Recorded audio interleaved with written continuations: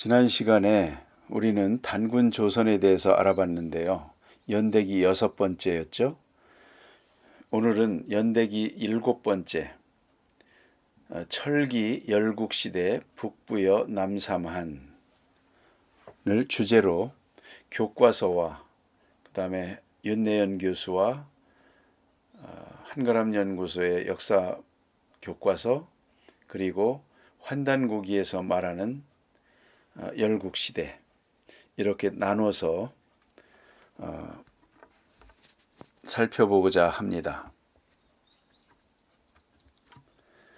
미래연의 교과서입니다. 검정교과서 23년.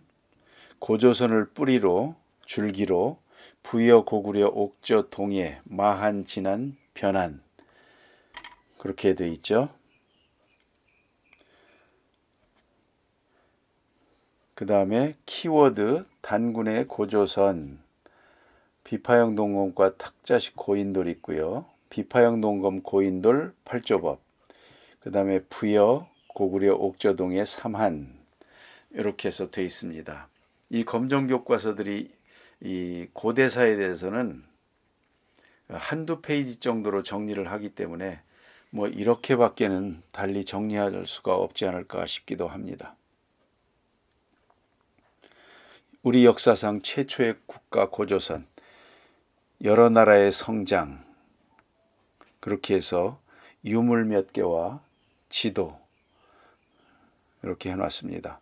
이 오녀산성도 그려놨는데요. 이 부분에 대해서도 여러 가지 주장들이 있죠. 강론에서 보겠습니다.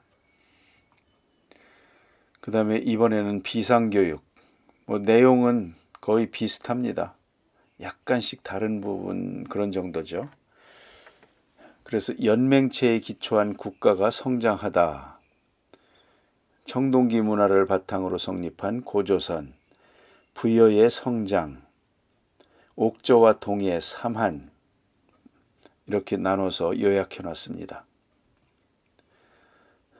지도를 좀 더 크게 보면 여러 나라의 통치체제에서 부여로부터 아래 마한 진한 변한까지 그 위치를 이렇게 그려놨습니다. 역사 지리에 관한 것은 별도로 공부를 많이 해야 된다고 이미 계속 말씀드리고 있습니다. 천재교육도 마찬가지죠. 고조선과 여러 나라의 성장, 이렇게 타이틀을 달았습니다. 내용들은 대동소이합니다. 그렇죠. 부여에 대해서도 숭화강 유역에서 성장한 부여, 압록강 일대에서 성장한 고구려, 이렇게 해서 부여와 고구려의 정치체제도 표를 만들어 놨고요. 오른쪽 키워드에 이 요약본에 있는 그 단어들입니다. 소도, 소대, 천군, 이런 내용도 들어가 있습니다. 금성출판사, 역시 비슷한 체계죠. 청동기와 철기의 보급, 고조선의 성립과 정치적 변천, 여러 나라의 성립, 그리고 초기 국가의 정치적 특징에 대해서도 해놨고요. 부여 고구려, 옥저와 동의 삼한, 이거를 표로 한번 정리를 해봤습니다. 그런 내용들이고요. 키워드 비슷하고요. 역시 금성출판사에는 동해의 책화, 서옥제, 이런 것까지도 설명을 해놓은 것, 그런 정도입니다. 철기 문화의 보급에 대한 거, 그런 내용들을 설명해 놨고요. 동아출판사, 역시 비슷합니다. 만주와 한반도에 사람이 살기 시작하다, 신석기 시대가 시작되다, 그리고 청동기 문화를 기반으로 고조선이 건국되다, 철기가 확산되고 여러 나라가 성장하다, 철기 시대에 고조선이 이제 열국시대로 변화되는 것이죠. 그런 설명들입니다. 지학사, 마찬가지로 이제 그런 내용들이 들어가 있습니다. 철기 문화, 여러 나라 연맹체, 그런 내용들 들어가 있습니다.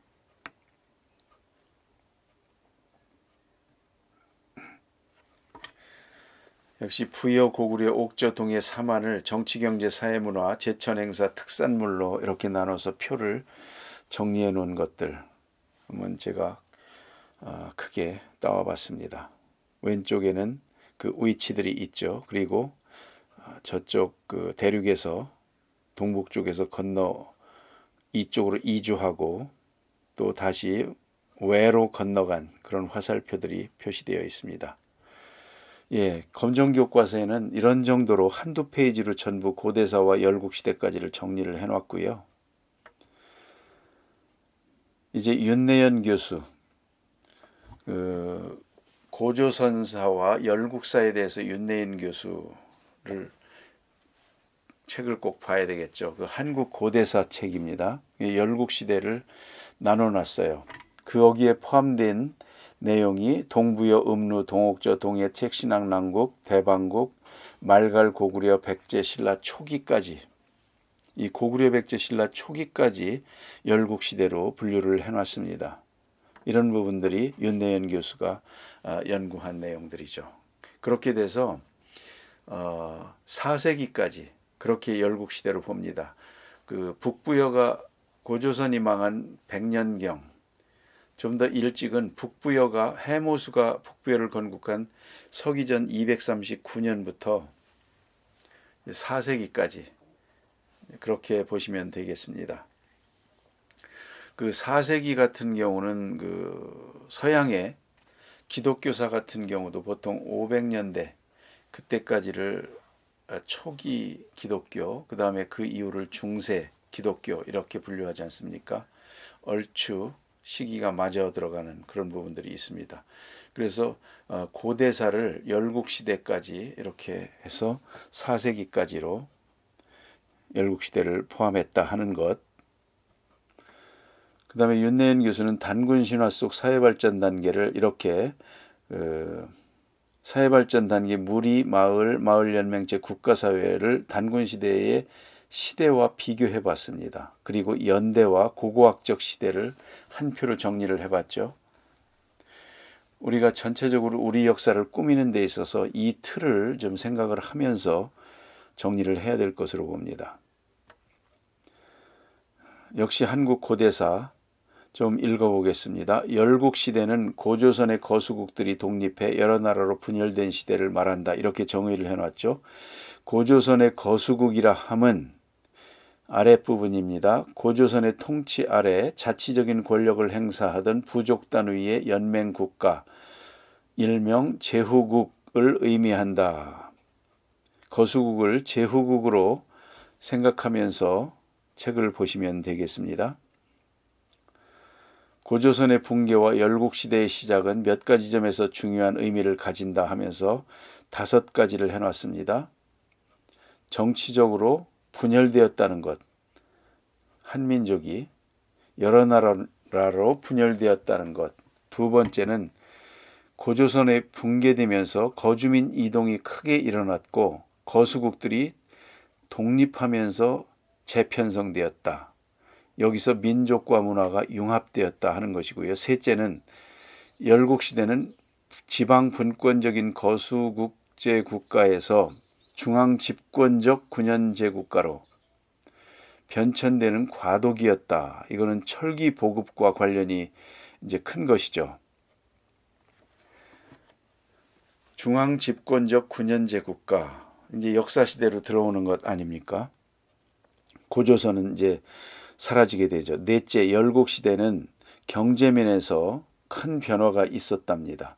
이것은 철제 농기구 사용과 관련이 크고요. 그래서 소유자들이 늘어났다. 토지. 이 부분들입니다. 그 다음에 5째로 열국시대는 한민족 처음으로 외래문화로부터 큰 자극을 받으면서 고유문화와 외래문화가 혼합되는 시기였다. 불교와 유교의 유입, 4세기 아닙니까?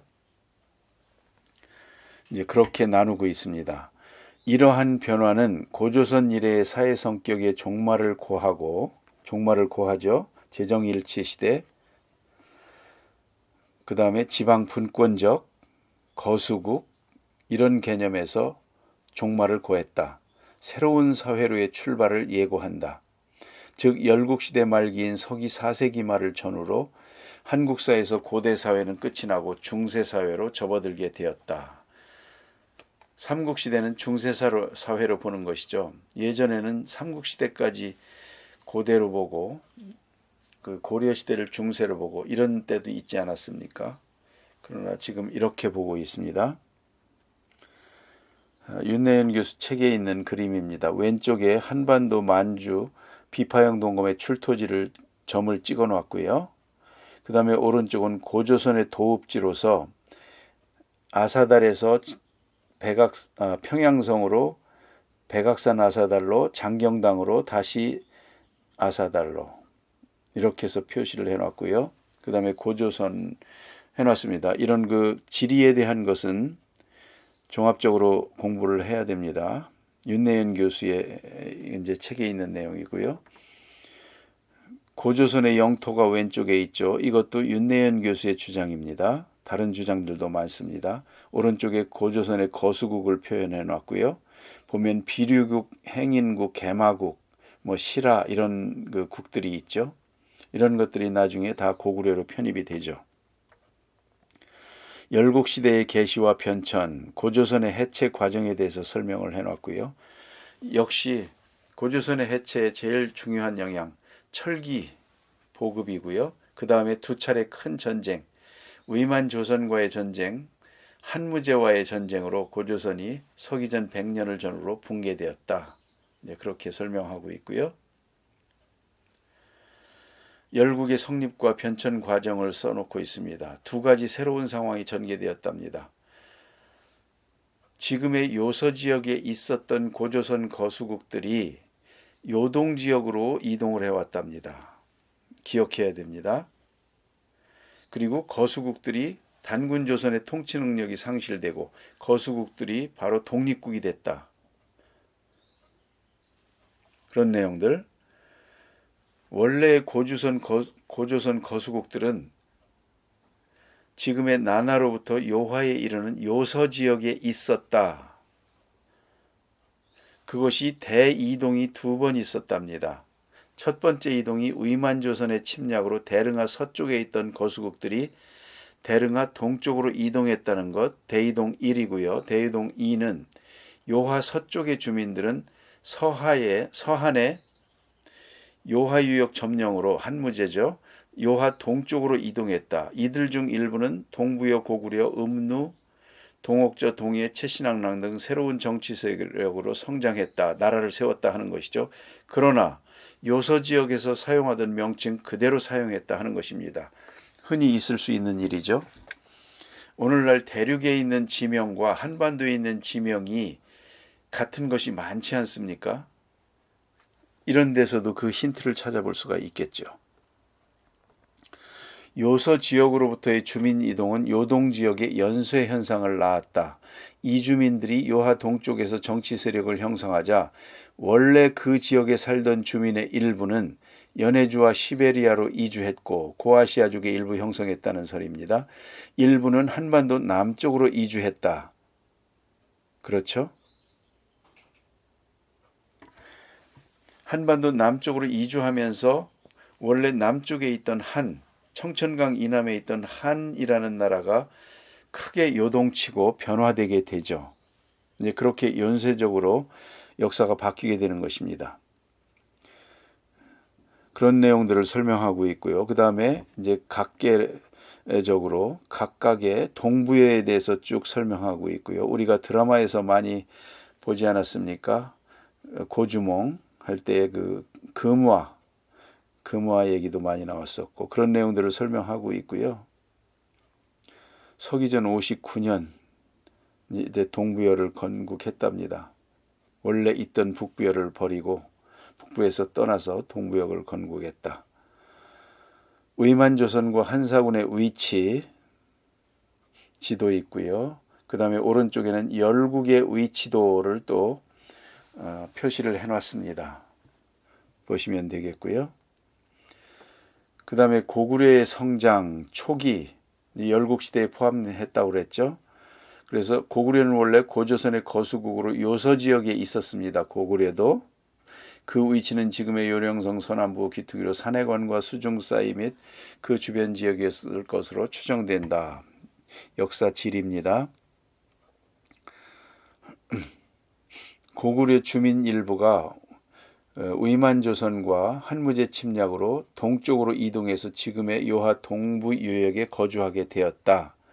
그들은 요령성 동남부의 혼강 유역의 환인지방에서 토착민들을 규합해 서기전 37년 삼국사기에 그렇게 돼 있죠. 졸본에 도읍하고 고구려를 건국했다. 고주몽, 추모왕은 고주몽이다. 해모수의 아들로 북부에서 출성했으나 그곳에 머무를 수 없게 되자 졸본부여로 망명해 고구려를 건국했다. 이렇게 돼 있는데요. 이거를 환단고기 쪽에서는 해무수의 직접 아들이 아니고 몇 대를 걸칩니다. 정손자인가요? 아마 그렇게 돼 있습니다. 나중에 설명이 될 겁니다. 삼국사기에는 고구려의 건국연대가 그렇죠. 서기전 37년으로 기록되어 있지만 실제로는 그보다 앞서 요서지역으로부터 이주해온 고구려인들이 졸본 지역에 이미 자리를 잡고 있던 부여인들을 교합해서 정치 세력을 형성하고 있었다고 봐야 할 것이다. 사실로 고구려가 더 먼저라는 것이죠. 연대기가 올라간다는 뜻이죠.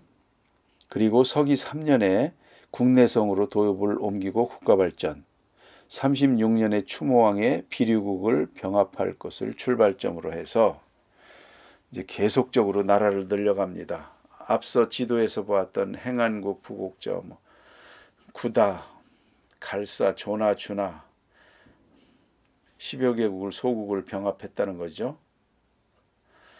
요서 지역은 원래 고조선의 고토였고 고구려의 원주지이기도 했다. 따라서 고구려의 요서 지역 진출은 고토 수복의 의미를 지니고 있었다. 이것을 다물이라고 하죠. 계속적으로 고구려 초기에 성장, 발전되는 그 내용들을 연대기별로 요약을 해놓은 것입니다. 보시면 되겠고요. 한사군 점령한 것 다 회복하죠. 이러한 기초 위에 이제 태조왕 얘기 나오고, 태조왕은 재위 연도가 굉장히 길지 않습니까? 그래서 태조왕이 했던 그 업적들 쭉 나옵니다. 여기 서안평 뭐 이런 내용들 나오고요. 한 가지 아래쪽에 서기 172년 명림 답부의 계략으로 동안의 군대를 섬멸했다 내용 나오죠. 고구려의 명장으로 명림 답부 많이 알려져 있지는 않습니다만 그 명림 답부에 대해서도 공부를 해보고 싶습니다. 그리고 공손탁 외척의 득세로 약해졌다. 이게 외척의 득세는 항상 나라를 그렇게 하는 모양입니다. 가까운 조선시대에도 태종 이방원이 그렇게 외척을 혹독하게 다루고 공신들을 내친 것이 그런 거 아닙니까? 이방원은 하다못해 왕이 외척과 친한 것은 왕이 어려서 외갓집에 가서 낳고 어린 시절을 보내기 때문이다. 그래가지고 결혼을 하면 신부를 신랑 집으로 와서 살도록 그렇게 바꾼 거 아닙니까? 제도를, 결혼 제도 자체를. 그걸 이제 중국의 제도가 있었는데 친영제라고 하죠. 그러니까 시집을 원래 신랑이 장가를 들던 것을 처갓집으로 가서 살던 것을 신부가 시집을 옵니다. 이제 친가 쪽으로 와서 살게 되는 것이죠. 이게 태종 이방원 때 바꾼 거 아닙니까? 왕가에서는 그렇게 했지만 백성에서는 몇백 년 동안도 고쳐지질 않고 계속 그렇게 옛날 풍습을 따랐었답니다. 이제 그런 내용들 외척의 세력 하다 보니까 생각이 났습니다. 그리고 서기 221년에 진나라 그리고 220년 삼국시대 출연했다 하는 것. 그러니까 우리 열국시대의 삼국시대에 나오죠.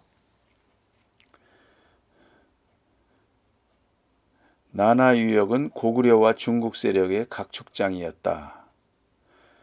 고구려는 고국원왕 331년부터 371년 때 모용선비와 백제의 침입으로 타격을 받기도 하였으나 372년 소수림 왕의 승려 순도를 통해 전진해서 불교를 받아들이고 태학을 설치했다. 그리고 광개토대왕과 장수왕 때에 고구려의 전성기를 맞이하게 되죠. 여기까지 열국시대입니다. 그 외에 열국시대에 속하는 작은 나라들 음루, 동옥저, 동예, 채신왕남국, 대방국, 말갈 그 내용들을 요약을 해놨고요. 한번 보시면 되겠습니다. 그 다음에 남쪽에 한과 진국에 대해서 또 요약을 해놨습니다. 한은 원래 청천강 이남의 한반도를 차지하였던 고조선의 거수국이었다. 요소 주민들이 요동으로 이동하자 요하 동부 유역으로부터 청천강에 이르는 지역에 있던 고조선의 거수국인 진국의 주민들이 한반도 남쪽으로 연쇄 이동했답니다. 그러니까 여기 진국은 진나라 진자가 아니죠. 제가 한자로 써놓은 거 보세요. 이게 요하 동쪽에 있었던 진국입니다. 그들이 요하 서쪽에서 이제 이주해 오니까 다시 밀려서 남쪽으로 이제 연쇄 이동을 하게 됐다는 것이죠. 그래서 한해 지역으로 갔다. 그래서 이 지역에서 나라를 세웠던 발해가 스스로 국명을 대진이라고 했던 것은 진국을 계승한다는 뜻으로 그렇게 했다는 것이죠. 그러니까 여기에서의 진국과 그 발해의 영토와는 연관성이 있다는 겁니다.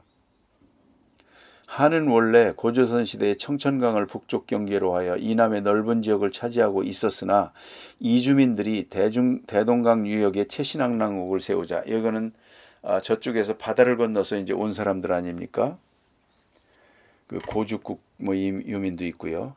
그래서 대동강 유역에 채신왕남국을 세우자 채숭 대동강 이남으로 또 이제 또 줄어들었죠. 그 후 대방 지역 사람들이 또 이주해서 황해도 지역에 대방국을 세우자 다시 임진강 이남으로 또 줄어들었습니다. 마한진한 변화는 편의상 지역에 따라 불린 명칭이었을 뿐 독립된 정치 단위나 행정구역은 아니었다. 나라가 아니었다는 뜻이죠. 그래서 제일 컸던 그 한의 통치자 진왕인데 진왕은 제일 컸던 마한 지역에서 이제 거주하면서 한을 나머지 진한 변환까지를 통치했다. 그런 내용입니다.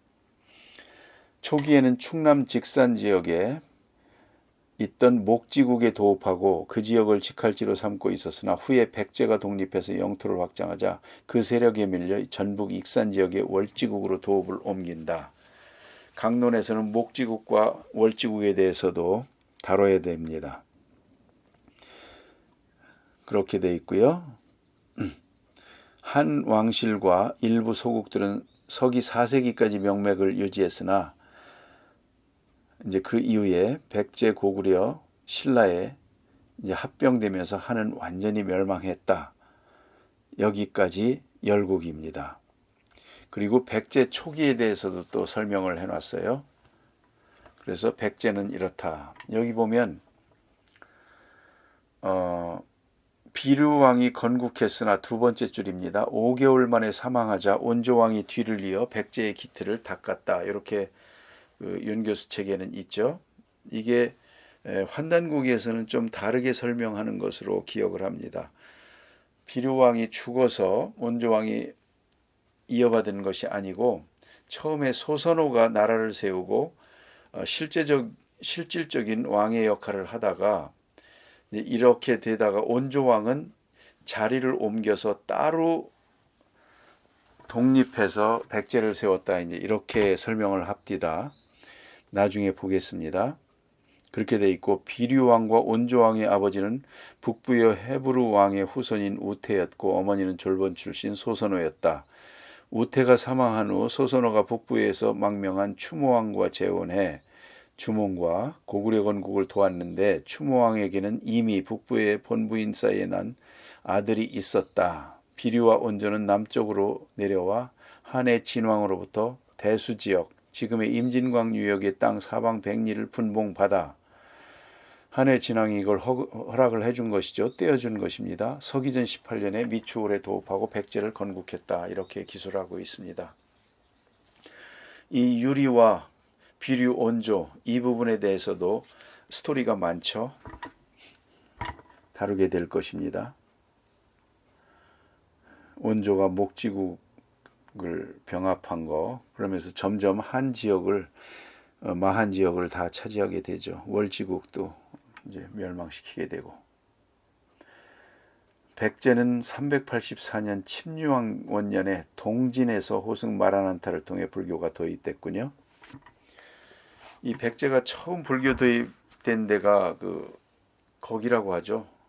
법성포, 굴비나는 법성포라고 하죠. 거기 가면 유적이 있는 것으로 알고 있습니다. 신라 초기입니다. 한의 거수국 가운데 하나인 사로국이 발전해서 독립한 국가입니다. 그렇게 돼 있죠. 여러 이름으로 불렸습니다. 시라, 사라, 서나, 서라벌, 계림. 신라로 확정된 것은 503년. 그렇게 돼 있죠. 그 다음에 서기 32년 육부 성씨 하사된 거 있죠. 이최, 손정, 배설. 제일 오래된 성씨죠. 17대 내물 이사금 때까지 박석김이 왕위를 교대로 맡았다. 이후 김씨가 독점했다. 탈해 이사금 때 영해와 동래를 병합했다. 파사 이사금 때 창녕, 대구, 초기에 울산, 삼척, 경산까지 이제 이렇게 해서 영토를 넓히게 되고요. 눌지 마립간 이때 이제 사건들이 있었습니다. 417년에서 58년인데요.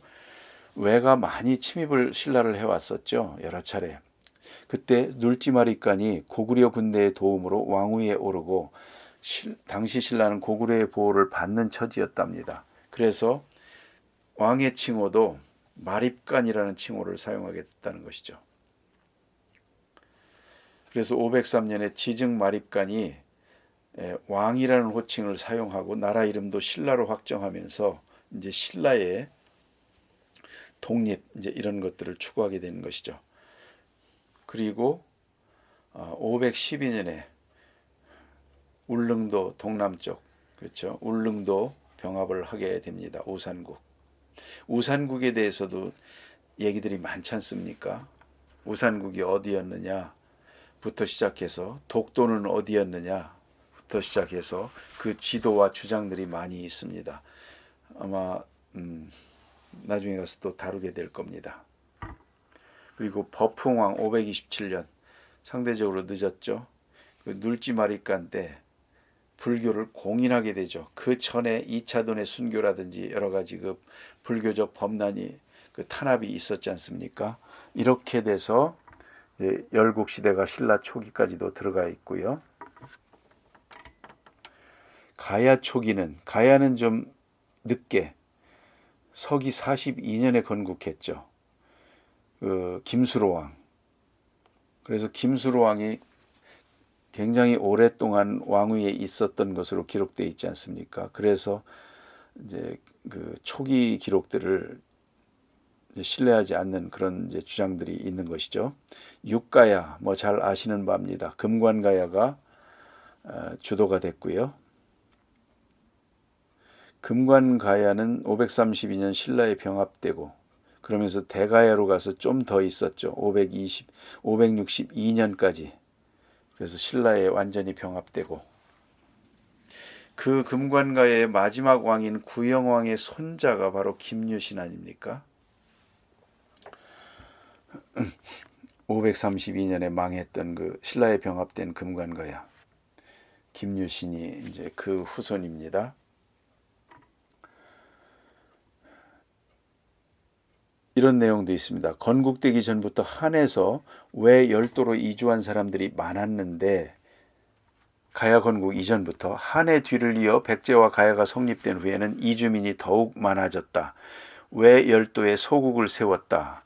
우리가 그 일본 고대사를 공부할 때는 백제뿐만이 아니고 고구려, 신라, 그 다음에 특히 가야와의 연관성을 주의 깊게 봐야 됩니다. 나중에 발해와도 또 일본 고대사와도 관계가 많이 되는 것이죠.